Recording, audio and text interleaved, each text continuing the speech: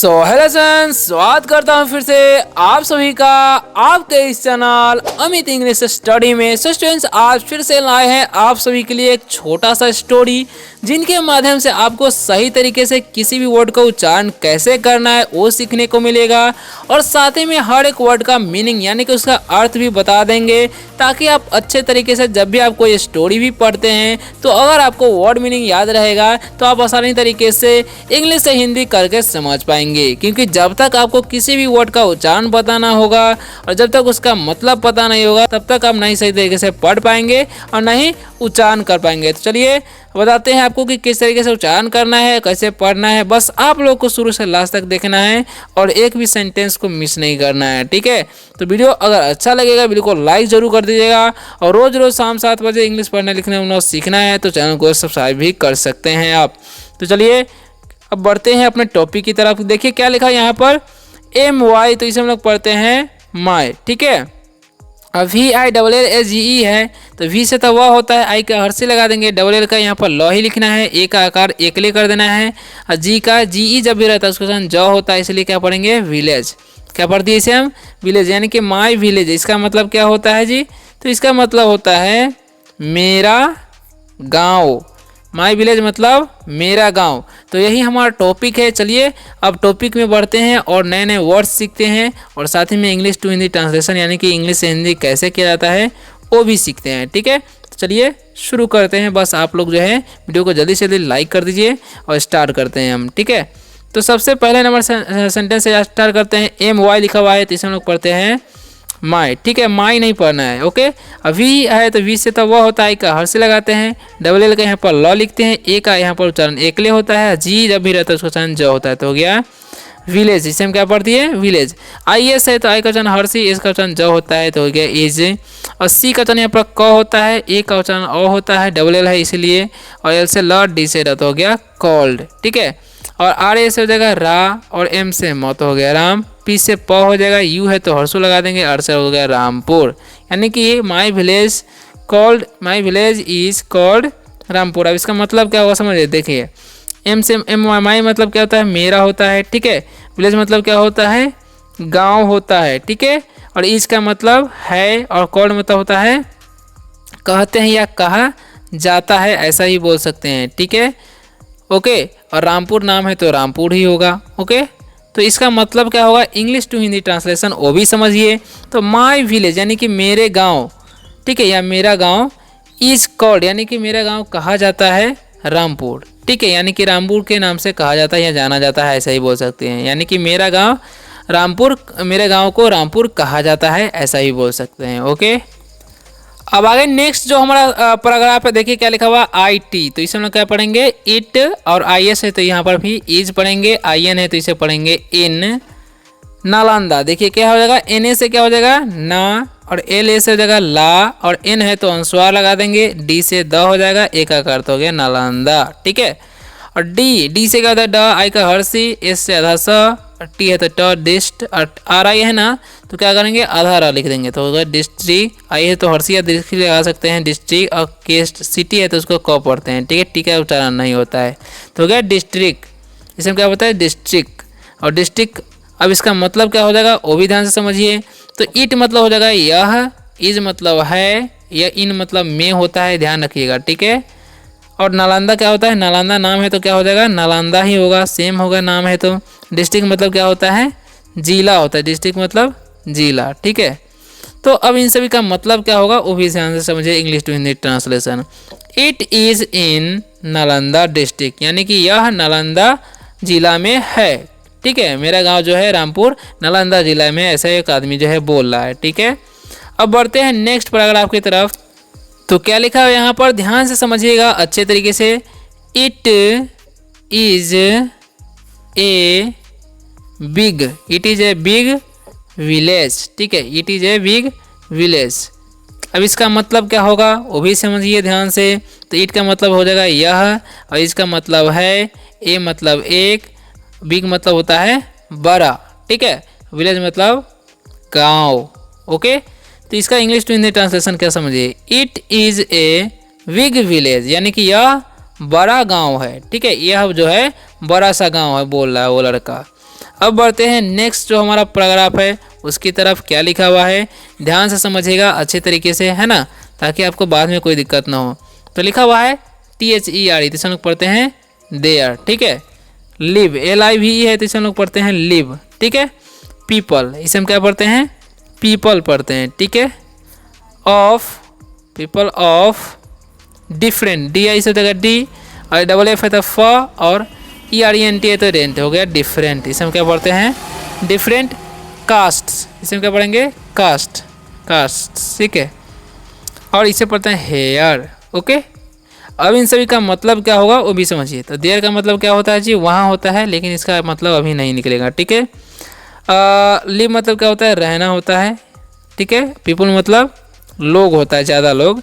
Of मतलब क्या होता है का, डिफरेंट मतलब होता है अलग या विभिन्न बोल सकते हैं, ओके। कास्ट मतलब होता है जाति, हेयर मतलब यहाँ, ओके। तो क्या हो जाएगा इंग्लिश टू हिंदी ट्रांसलेशन समझिए। There live people of different caste here, यानी कि देयर लिव पीपुल यानी कि यहाँ लोग रहते हैं ऑफ डिफरेंट कास्ट, यानी कि अलग अलग जाति के लोग यहाँ पर रहते हैं मेरे गांव में, वो बोल रहा है, ठीक है। आगे बढ़ते हैं नेक्स्ट वर्ड की तरफ, सॉरी सेंटेंस की तरफ। क्या लिखा हुआ है यहाँ पर ध्यान से समझिएगा, है ना। तो लिखा हुआ है यहाँ पर, क्या लिखा हुआ है जी, आप लोग जो बने रही इसको मिटा देते हैं ताकि आप लोग को अच्छे तरीके से ध्यान इधर उधर भटके नहीं और अच्छे तरीके से आप सीखें, ठीक है। इसलिए इसको ख़त्म कर देते हैं, मिटा देते हैं। अब बढ़ते हैं नेक्स्ट पैराग्राफ की तरफ, ओके। तो क्या है ध्यान से समझिए अच्छे तरीके से, मिस नहीं कीजिए। THERE तो इसे हम लोग पढ़ते हैं देयर, ठीक है। ARE है तो इसे पढ़ेंगे आर, और यहाँ पर लिखा हुआ है SOME तो इसे सम पढ़ते हैं, क्या पढ़ते हैं सम, सो में नहीं पढ़ना, वो कचन यहाँ पर अ होता है, ठीक है। इसे पढ़ते हैं मुस्लिम, क्या पढ़ते हैं मुस्लिम पढ़ते हैं, ओके। और फैमिलीज, इसे हम पढ़ते हैं फैमिलीज, ठीक है families, okay. Also, also families also. अब इन सभी का मतलब क्या होता है वो भी समझिए। देयर मतलब हो जाएगा वहाँ, ठीक है। और आर मतलब है, सम मतलब कुछ, ठीक है। मुस्लिम है तो मुस्लिम ही होगा, सेम ही होगा। और फैमिली मतलब होता है परिवार, ओके। ऑल्सो मतलब होता है भी। तो इसका मतलब क्या निकलेगा, there are some Muslim families also, यानी कि वहाँ पर कुछ मुस्लिम परिवार भी है, ठीक है, ऐसे बोल सकते हैं। आगे बढ़ते हैं नेक्स्ट पैराग्राफ की तरफ। तो क्या लिखा हुआ है ध्यान से समझिएगा, है ना। तो नेक्स्ट जो पैराग्राफ हमारा लिखा हुआ है यहाँ पर समझिए ध्यान से। दे ऑल, ठीक है, they all live in peace, they all live in peace and harmony, ठीक है। इसे हम पढ़ते हैं हारमोनी, ठीक है। अब इन सभी का मतलब क्या होता है वो ध्यान से समझिए, ठीक है। तो दे का मतलब क्या होता है वे लोग, क्या होता है जी वे लोग। ऑल का मतलब सभी होता है या सब बोल सकते हैं। लिव मतलब होता है रहना। इनका मतलब हो जाएगा में। पीस मतलब हो जाएगा शांति। और एंड का मतलब क्या हो जाएगा और। हारमोनी मतलब होता है सद्भाव। क्या होता है जी सदाभाव, सदाभाव, ठीक है। अब इन सभी का इंग्लिश टू हिंदी ट्रांसलेशन समझ लीजिए।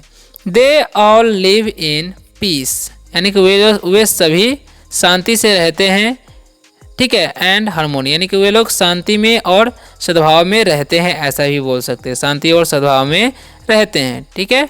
आगे बढ़ते हैं नेक्स्ट पैराग्राफ की तरफ। वीडियो कैसा लग रहा है कमेंट में जरूर बताइएगा, ठीक है। और इस तरीके का वीडियो आपको चाहिए कि नहीं वो भी आप कमेंट करके बता सकते हैं। तो देखिए नेक्स्ट क्या है हमारा। They are all farmers. क्या लिखा है FAR से फार और MER से मर्स, तो हो गया फार्मर्स। अब इन सभी का मतलब भी समझिए। तो दे मतलब वे लोग बताए हैं आपको जस्ट अभी, ठीक है। और आर मतलब है होता है। ऑल मतलब सभी या सब बोल सकते हैं। फार्मर्स मतलब किसान लोग, ठीक है, क्योंकि फार्मर्स है तो क्या हो जाएगा किसान लोग। अब इसका मतलब क्या होगा English to Hindi translation. They are all farmers, यानी कि वे लोग सभी क्या है किसान लोग है, ठीक है, वे लोग किसान है, ऐसे बोल सकते हैं। आगे बढ़ते हैं नेक्स्ट पैराग्राफ की तरफ। आप लोग जो है वीडियो में बने रहिए और वीडियो कैसा लग रहा है कमेंट में बताइए, ठीक है। तो कैसा लग रहा है बताइए जरी। अब देखिए लिखा हुआ MOST से हम पढ़ते हैं मोस्ट। क्या पढ़ते हैं most of the people, most of the people in my village होगा यहाँ पर, ठीक है, आर लिटरेट, ठीक है, इसे हम पढ़ते हैं लिटरेट। ओके, अब इन सभी का मतलब क्या होगा वो भी ध्यान से समझ लीजिए। ओके, तो मोस्ट मतलब होता है सबसे ज़्यादा, सबसे ज़्यादा।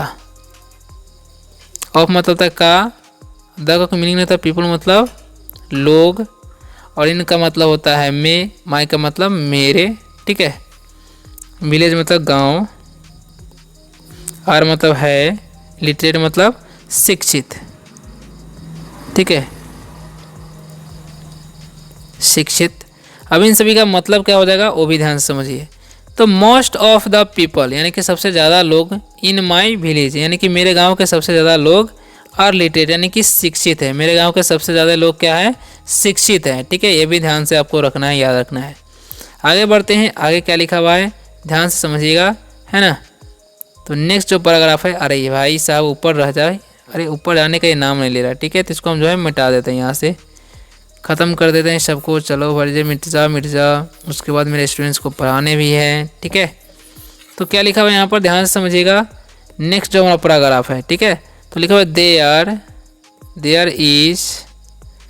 Is a high school, there is a high school, a temple and a mosque, ठीक है, इसे पढ़ते हैं mosque in my village. Okay, अब इन सभी का मतलब समझिए। देर मतलब होता है वहाँ, इस मतलब है, ए मतलब एक, हाई मतलब होता है ऊंचा, हाई स्कूल मतलब उच्च विद्यालय बोल सकते हैं, उच्च विद्यालय, ठीक है। ए मतलब एक, टेम्पल मतलब मंदिर,